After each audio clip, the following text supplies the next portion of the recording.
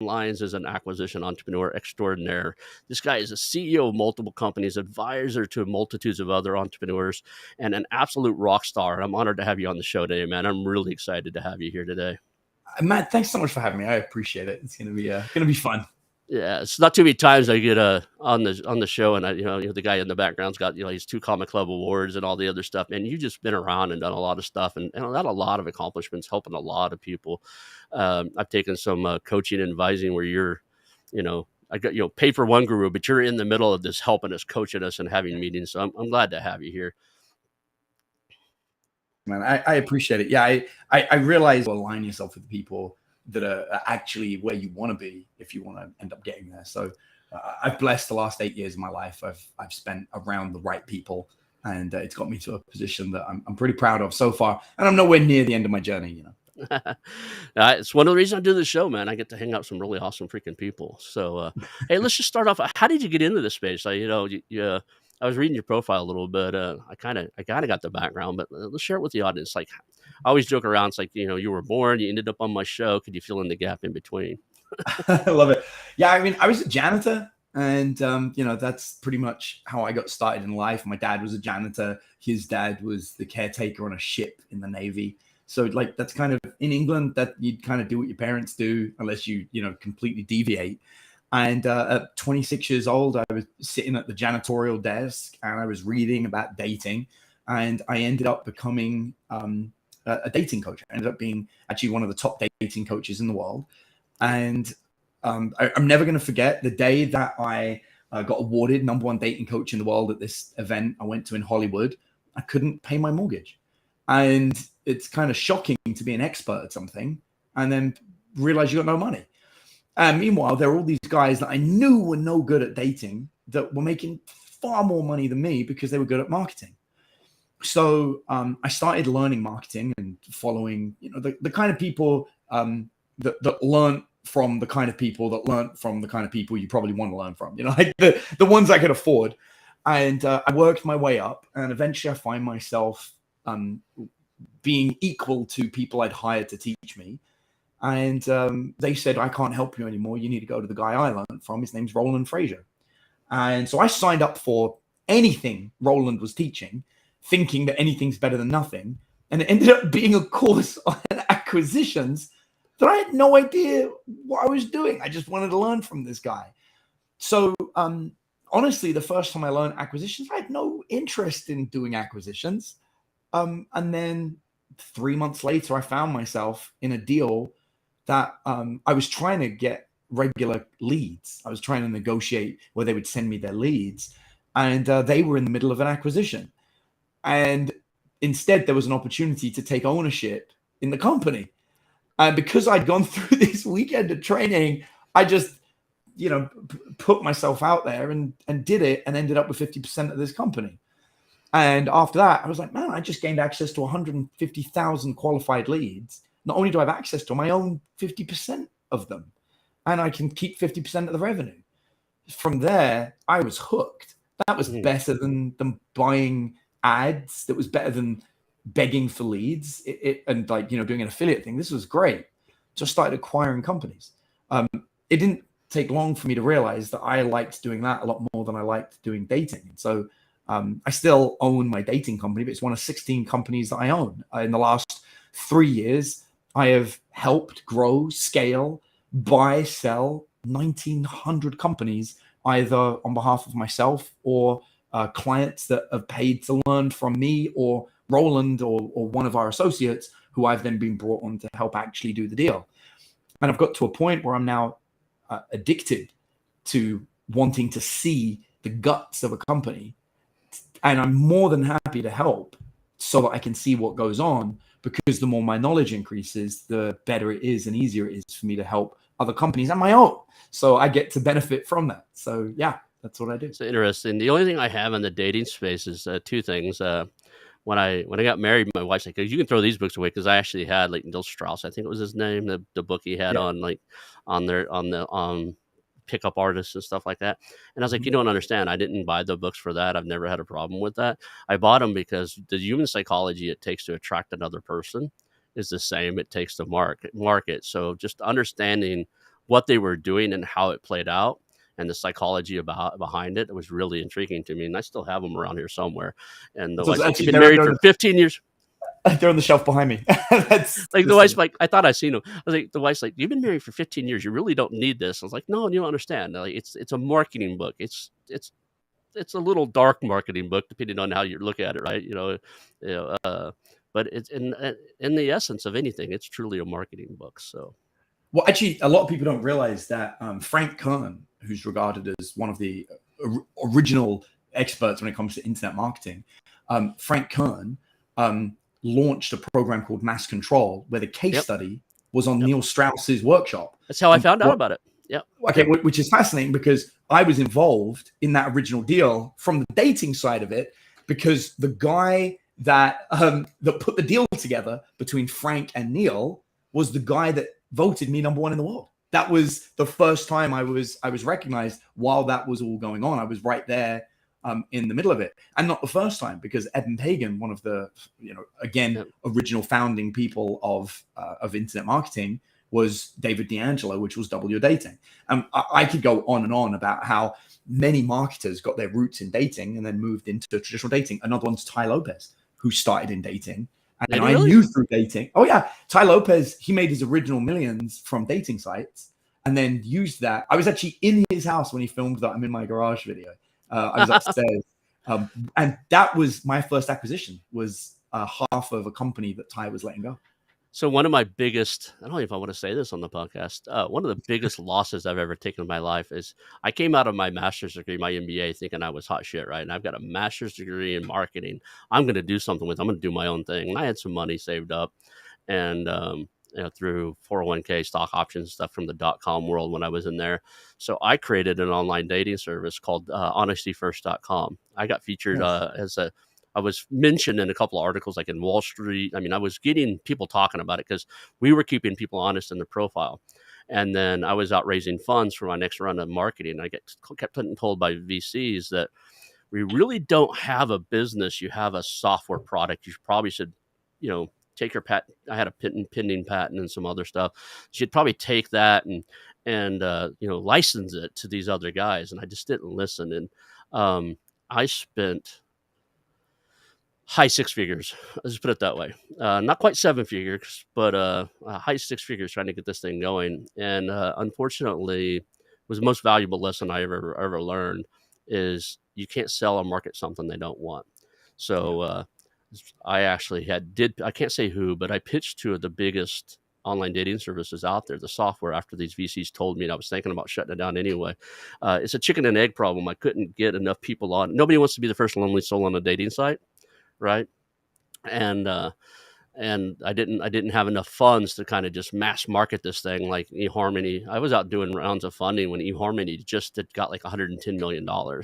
Right. And I wasn't asking for anywhere near that. And they're like, we're not going to fund you and have you go up against them. And the funny thing is I pitched two of those big guys and they're like, hey, look, we've already thought about this. And we surveyed our customers. Nobody wants to be kept honest in their profile. And I thought I'd solved a problem. I solved what I refer to as the Mr. Potato Head problem, right?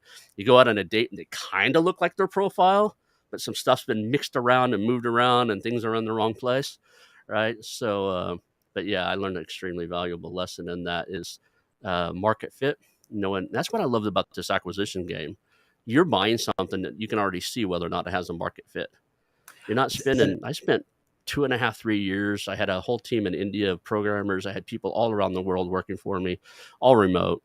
And before it was cool, this is like, I moved in Oklahoma. I moved in 2007. So this is prior to 2007, right?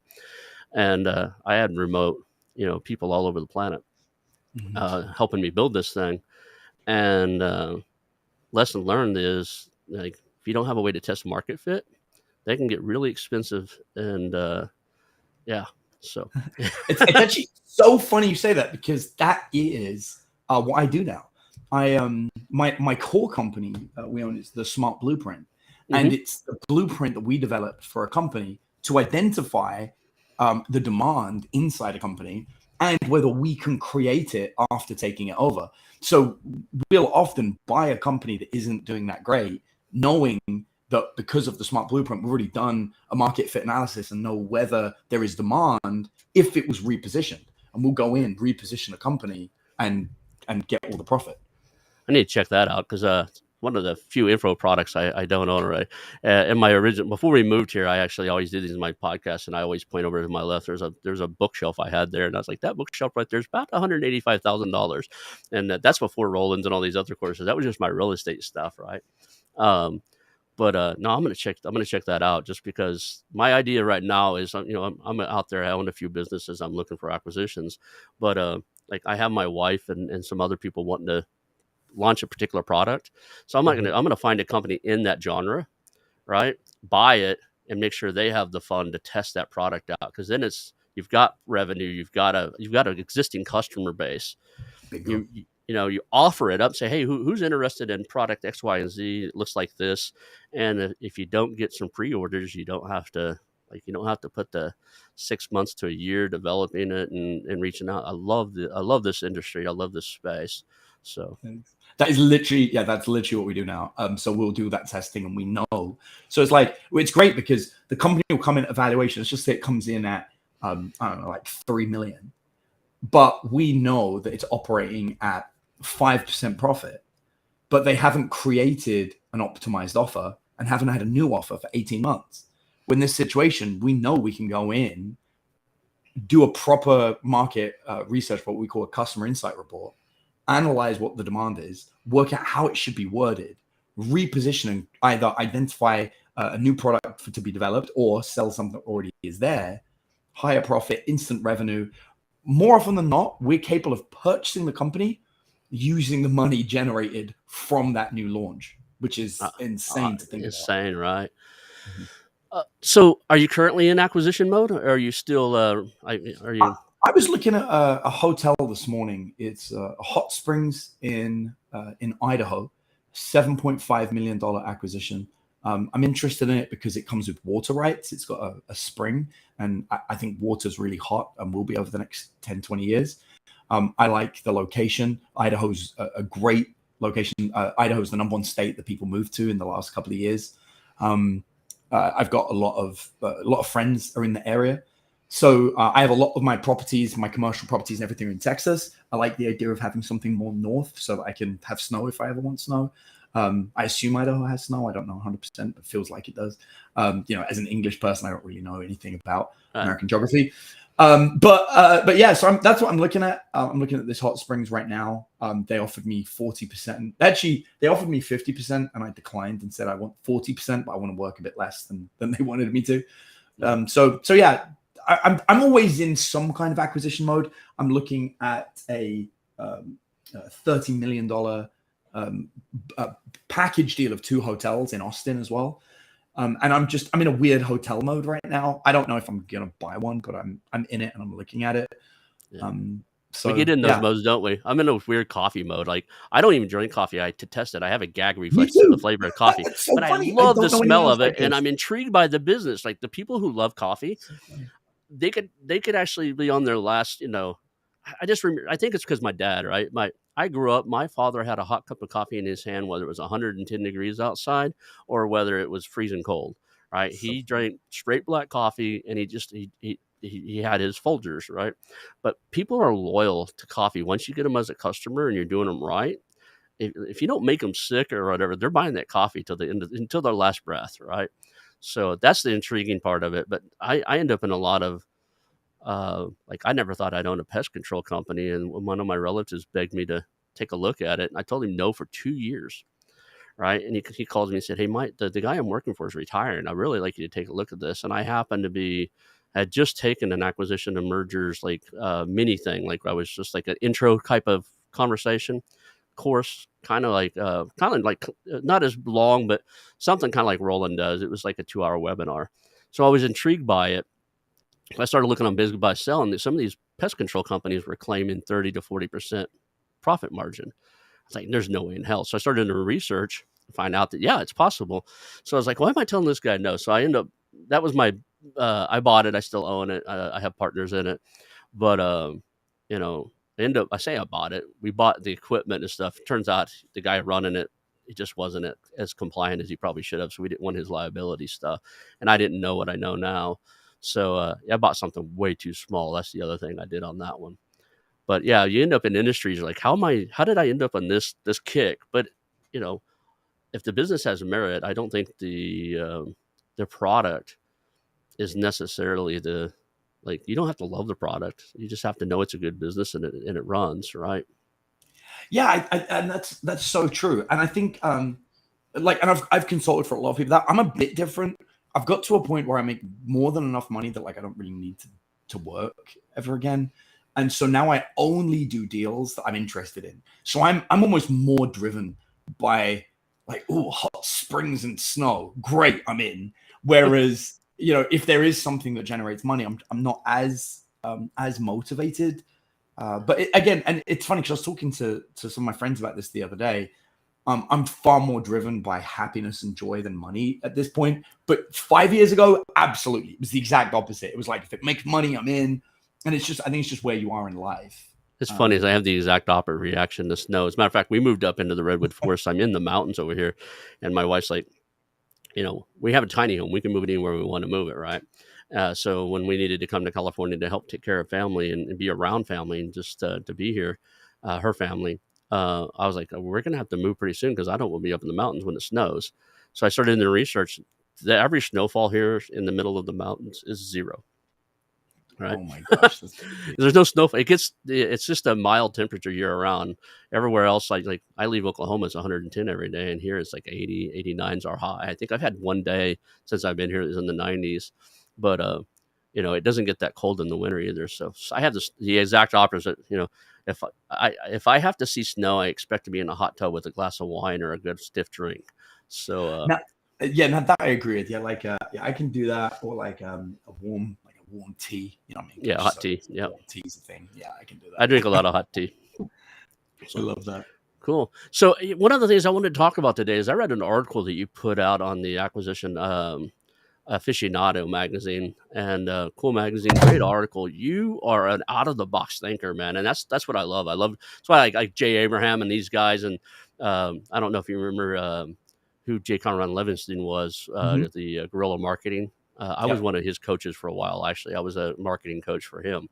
That's awesome. So I love that low cost, high impact, out of the box thinking, do different things, do things different. So let's chat a little bit about sourcing deals, because man, you have a different, way of coming up with things to work on. All right. You want to hear what I'm actually doing? Because what was in the article was my suggestion for other people, not what I'm doing. Okay. So, all right. So in the article, it references a number of different outside of the box methods to acquire businesses. One of them it mentions is classic car shows. And the idea is the kind of person that buys a classic car is somebody who has already made money, is already successful, and often later on in life, we're not talking like 80, but 50, 60. And it's kind of the age you start thinking about retirement, making it an ideal position to go and acquire businesses. You bond over a love of classic cars, which gives you a mutual rapport and hobby, which, from dating. From that point, you identify what industry you're in. You mentioned that you're acquiring businesses. They mentioned they're thinking about selling and they're not sure what that looks like. You're experienced. You guide them through the process with no intention to buy it. Just, hey, this is what it would look like if you were going to sell, how to go about it, how to get a good value, et cetera, et cetera. And at the end, they say to you, well, what would it take for you to buy it off me? And there you are. You just got your deal. So it's a wonderful, wonderful system. So after seeing this happen a few times, less than I could count on my hands. So we're not talking about a lot. But the way my brain works, like you said, I like optimizing things.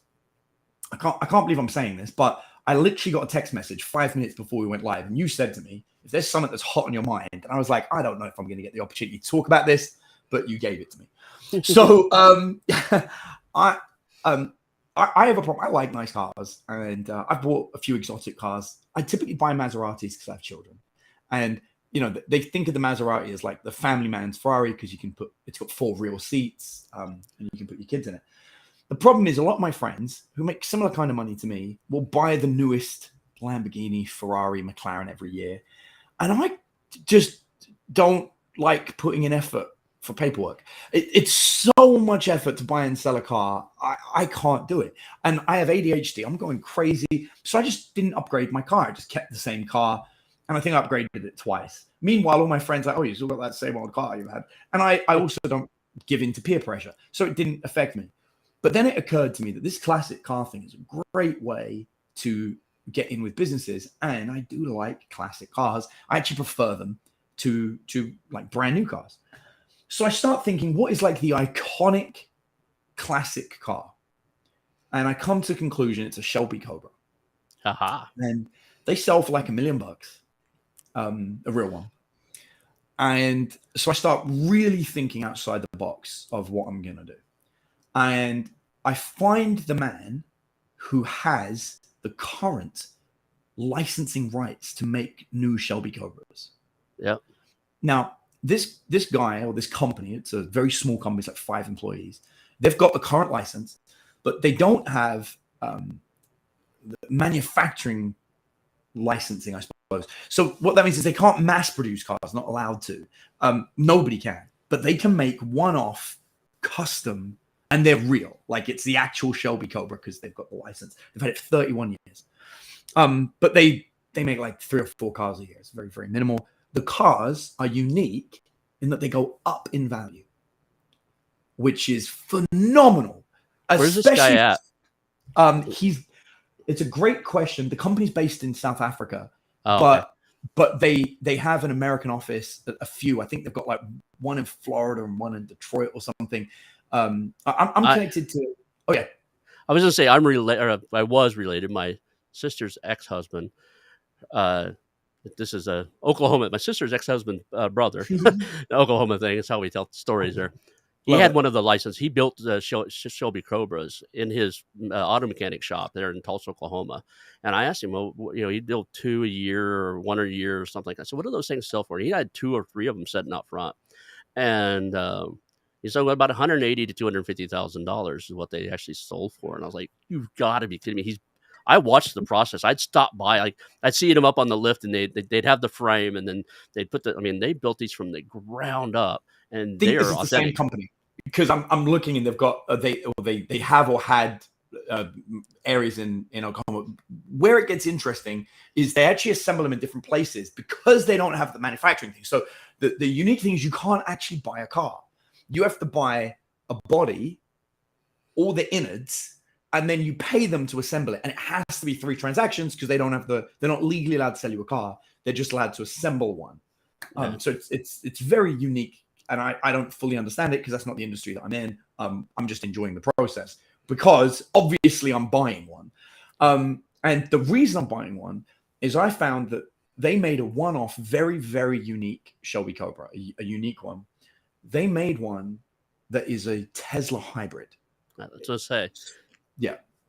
So I've been watching all kinds of videos on that lady. People taking like really classic cars and turn them into Tesla hybrids. Right. And so they did one with a real. So this is an actual Shelby Cobra with the license. The insides are a Tesla. Modern air conditioning, Apple AirPlay, and does 0 to 60 in 1.9 seconds, which is ridiculous. Well, so I contact them and I'm like, I want to buy that car. The one that's in all the YouTube videos, the car. I want that one. And like I said, I'm blessed enough that I've been successful. I can do that. And they say, no, we're not going to sell you the one we made, And they're like, there are other companies that have, knockoffs, blah, blah, blah. I was like, no, I want that one. So I get chatting to this. It's the vice president of the company I'm talking to. His name's Todd. And so I get chatting to Todd and we're like laughing and I'm, negotiating like this isn't about money. It's, And he says, well, listen, we've got spare parts that we bought at the same time in case we needed secondary parts. I'll build you a new one and you can have the sister to the original. And I was like, well, now we're talking. So it's been a 3-month process so far. I think we've got 5 months to go, like you said, because they got to put it together. They send me pictures of the body and everything. Like, I've got the body and we're going through it. The whole thing is going to be a stupid amount of money and will probably end up being worth close to 7 figures, if not 7 figures by the time the whole thing's done.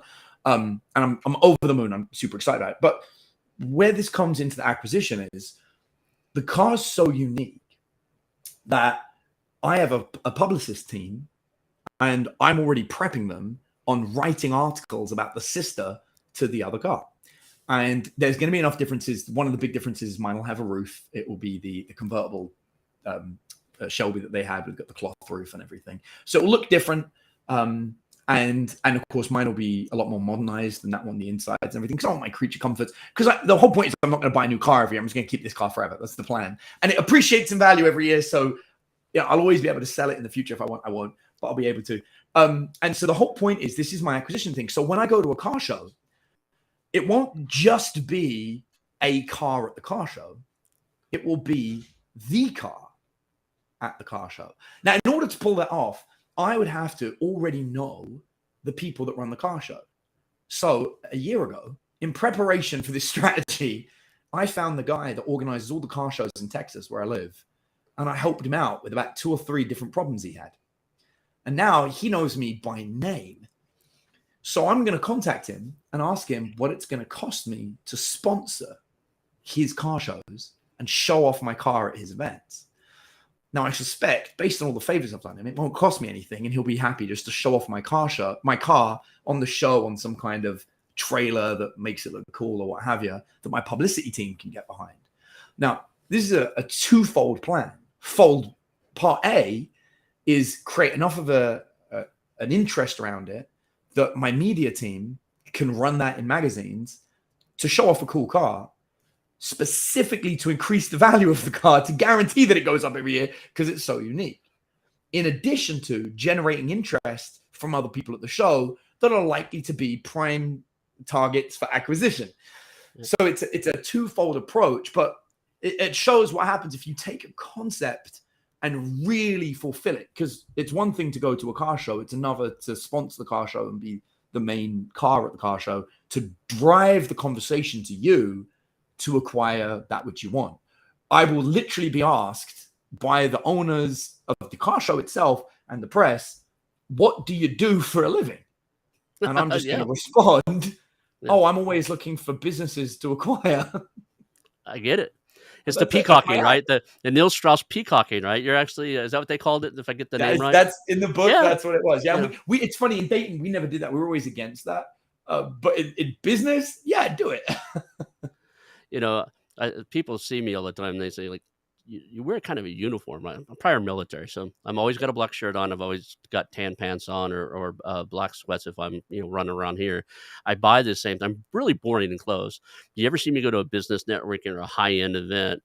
I have my Robert, what they call it, Mondavi. I have my $300 shirt and alligator boots, and it's what I wear. I'm out, and I want people to come up and talk to me. And I have the ability to afford such things. I just don't find enjoyment in it. And in the same realm is, like, you shattered one of my myths. I always, like, people say, why don't you have high-end cars or whatever? And the joke is because I think they depreciate in value. I drive an old beat up farm truck that, has 300,000 miles on it when I'm in Oklahoma. Here, I got I bought a car. We're getting a car from one of the family members. So I didn't want to bring it. And we have an old Ford Focus. They're horrible investments in my world. But I love what you're doing with it, and the fact that now you're using it as a lead generation. So my other problem with having high-end cars is I have a tendency, I'm an adrenaline junkie by previous trade, raced motorcycles, fought full contact for a while before I blew my knees out and got fat. Had 6 knee surgery. I really like the adrenaline rush of things. So if I've got a car that says it goes 160 on the speedometer, I've got to see at least once, right? So I love that, and I'm with you. I agree, and I it's funny you said it because I used to do martial arts as well. I still do. So I get it. But yeah, what I find fascinating is I live just down the road from the Austin F1 track. Oh yeah, and another part of my acquisition strategy, I'm going to ask them if they want to parade the car at the start of the F1 because it's silent. And it will be really unique to see a classic Shelby driving around a track with silent sound. I'd seen 2 Teslas race on a YouTube video the other day, and they were racing, and it sounded like that wind-up sound.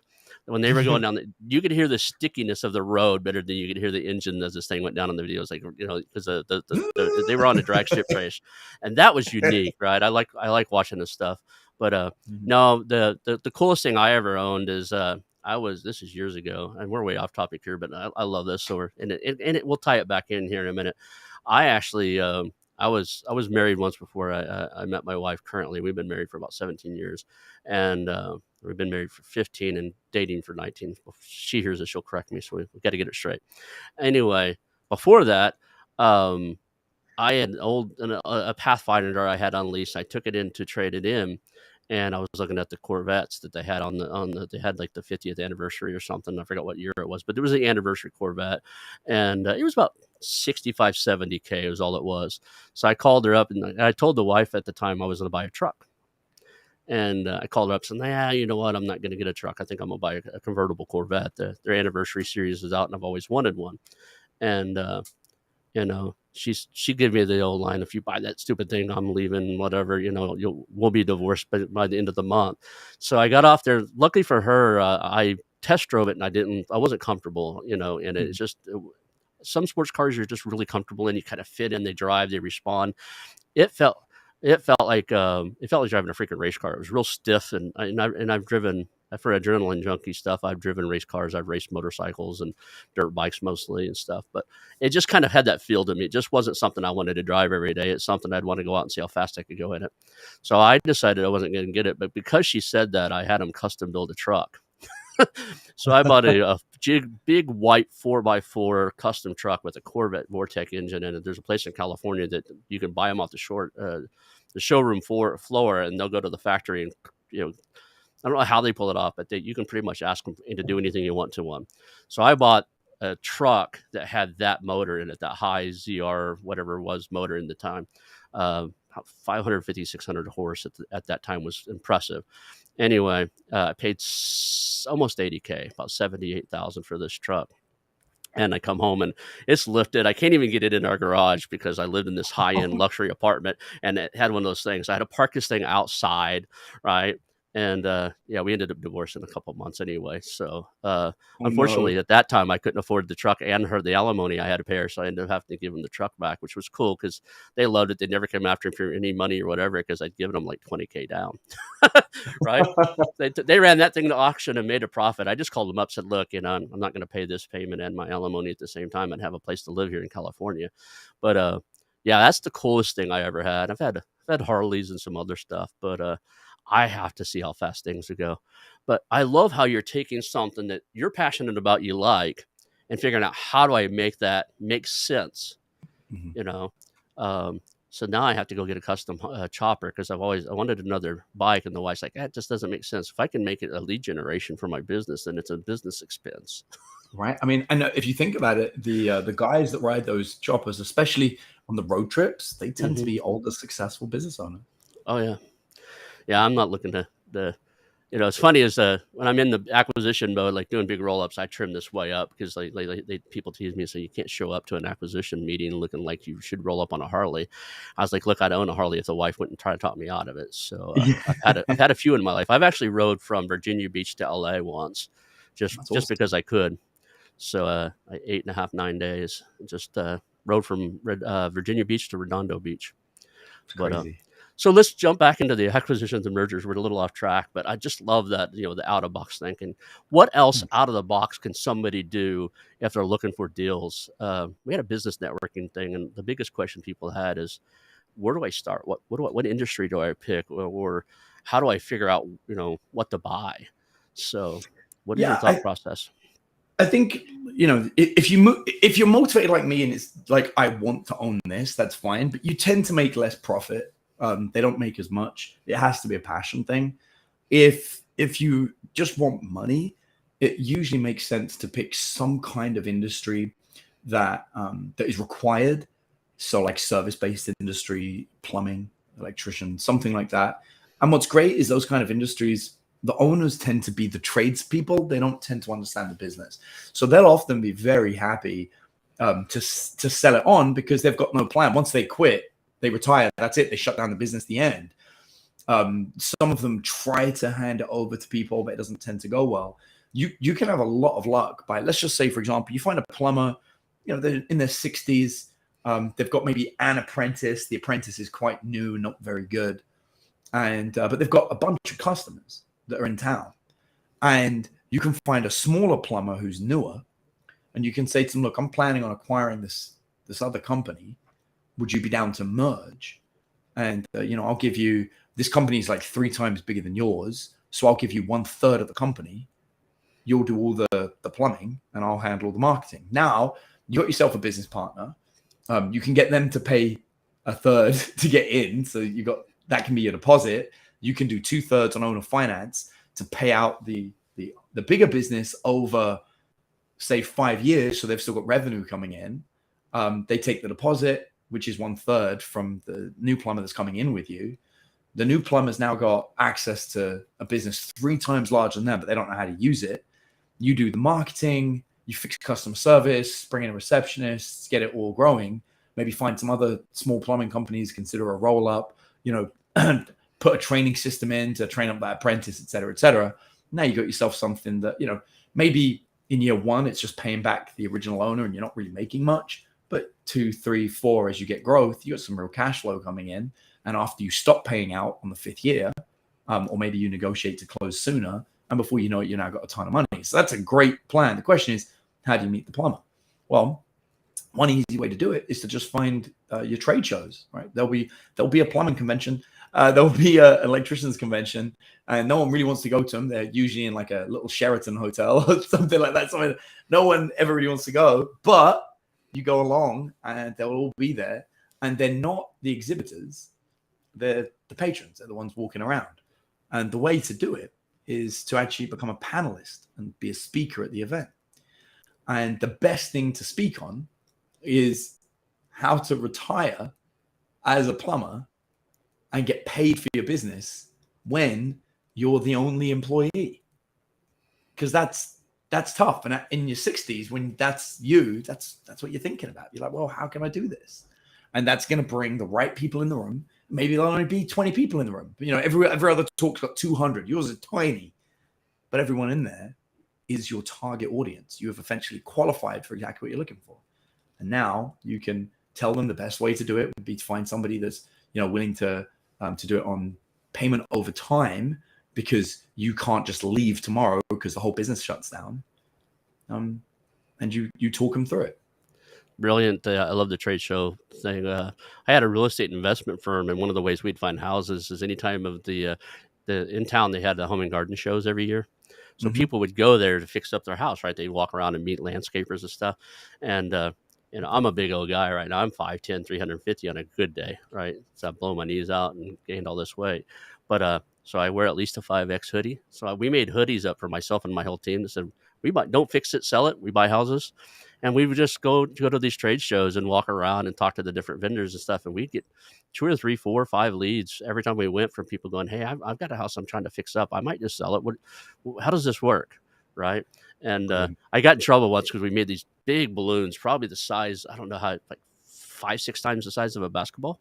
Right, like a big balloons, and on the balloon, we filled them up full of helium that said, "Don't sell it, fix it." We buy balloons, buy houses. We tied it to the back of our hoodie, so when we're walking around this huge, 200 vendor trade show, there's these balloons above us that said, "This guy." It had an arrow. One of them said, "This guy buys houses." Right, it had a little arrow pointing down and stuff.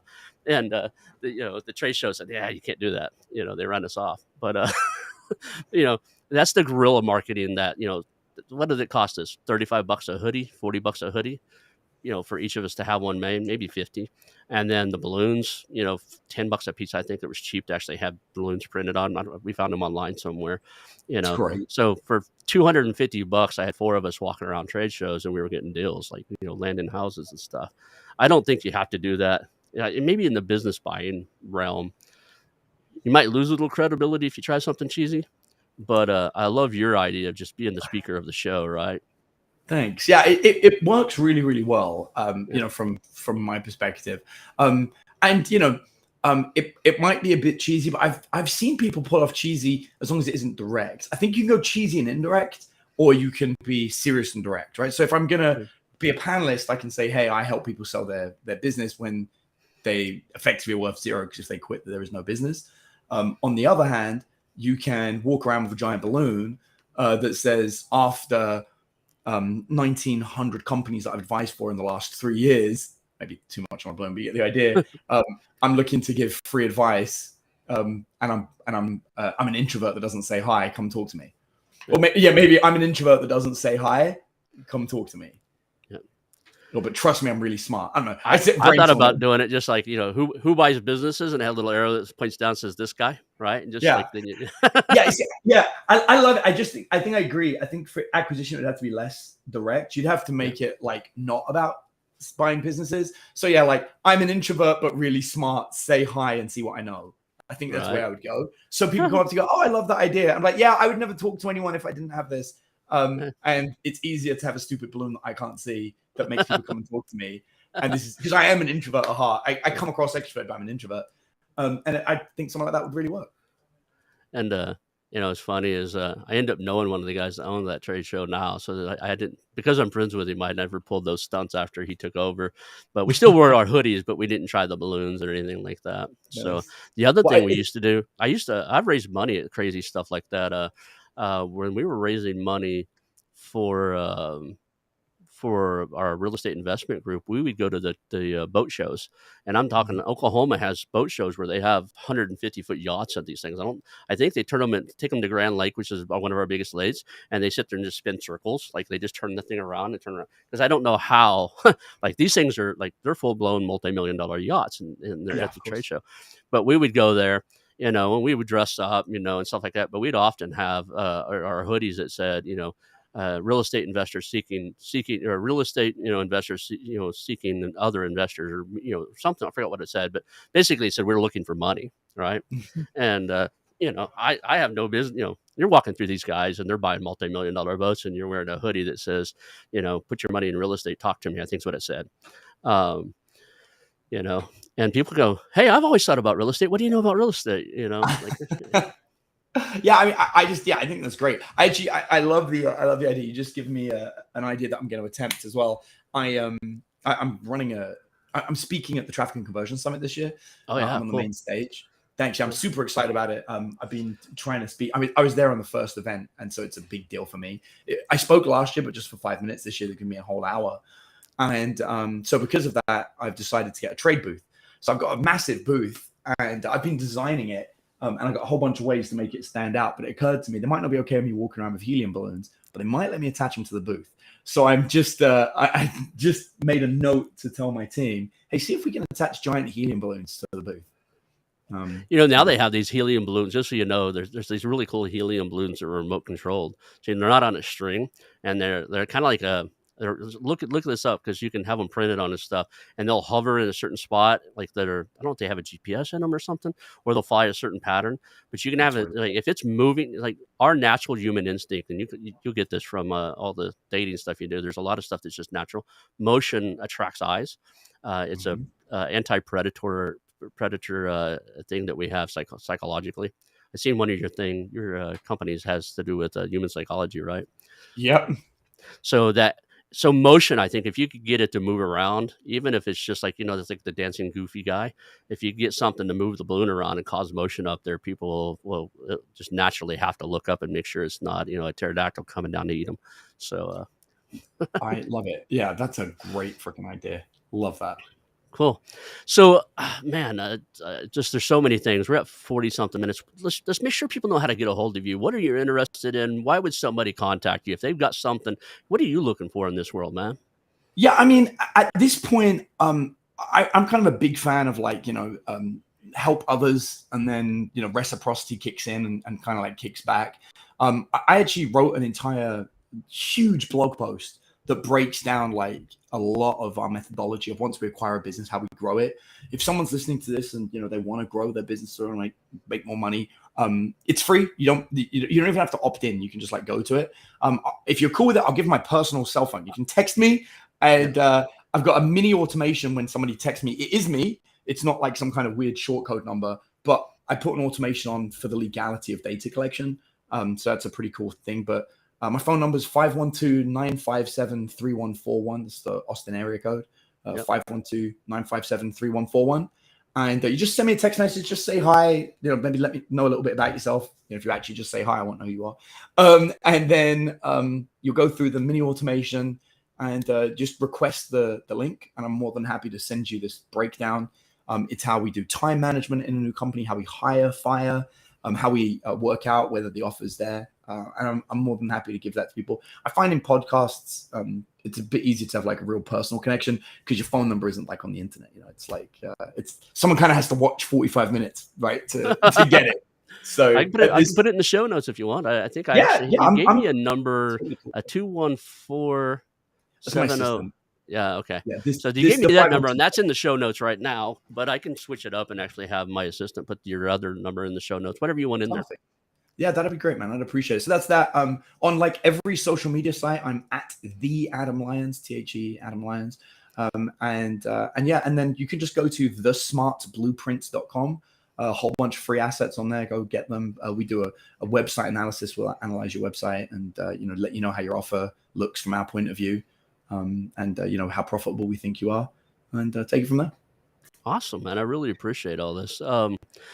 What is if you could leave somebody with like one or two takeaways from the show? What would you say? I mean, what's the what would you want somebody to know of Adam Lyons and what he can provide for you? I think the real thing that I specialize in is lifetime value, not calculating it, but increasing it. There are really only two ways to make more money. And it's either sell something that you've already developed to a bunch of new customers, which seems to be how most people think it's done. But the smart companies, they focus on selling something brand new to people who trust them. And Forbes did an article in the companies that offer upsells, something like 70 to 80% of all revenue comes from upsells. When you imagine there are so many companies out there that have a single product and they struggle, and if they only had a sequence of upsells, the revenue would go through the roof. In some of our highest markets, our lifetime value is in 30,000 plus and growing because of our method. And if I list to you the most successful companies in the world, they all have an upsell sequence from Amazon to Apple, Nintendo. We think of these big classic brands, Nike, that have been around a long time. They're constantly upselling you. McDonald's, do you want fries with that? Everything these companies do is about upsells. And yet, whenever I meet new entrepreneurs or even people doing acquisitions, they're so worried about what has happened in the company over the last 3 years. Whereas the only thing I want to know is, have you had a full upsell strategy? If not, do you have buyers that are happy and actively buying? Because if you've got a good buyer base who like the product and you do not have optimized upsells and lifetime value, I know I can come in, run some customer insight reports, identify exactly what else they want to be sold, develop it, affiliate it, joint venture it, sell it to them, and the revenue goes through the roof because there's no acquisition cost. So that's the big thing. And if you think like that, you can do anything. And even the car I'm buying is on the same concept. I'm analyzing how much it's going to cost me. Like I said, not seven figures, but we're getting up there. If that gets me a business in a year, it was worth it. So the car's free. Yeah. I guess your acquisition cost or your customer acquisition cost is sunk into a single event. But what is that? What is the word I'm looking for? Not the reluctant hero or something, but you're the center of focus when you take that somewhere. That is like that's going to cause people to talk, cause people to ask questions. I love classic cars. I pull up beside somebody and they're driving an old convertible, right, something. I'm like, oh man, cool car. Did you build it yourself? Did you buy it? Like, I'll chat with them, right? People with classic cars get chatted up. So and it's that's just going to happen. So that's the plan. And I know that with Maserati because people do come and stop me and talk to me about it. But as time goes by and the car gets older, less and less people do it. Whereas the classic car, it's got the classic body. That's the key. Yeah. So awesome, man. I don't even know where to go from here. I'm having a blast. I'm looking at the clock going, man, we're running out of time. What would you say of your top 3 tips for actually having somebody grow their business? Right. I mean, actually that's easy. We have on average, at the moment, the last couple of years, 600,000 companies a year in America shut down, with an added 200,000 on top of that for COVID-related shutdowns, which is crazy. 800,000 businesses approximately in 2021 shut down in America. What's fascinating to me is there are three major reasons that account for the majority of all of those shutdowns.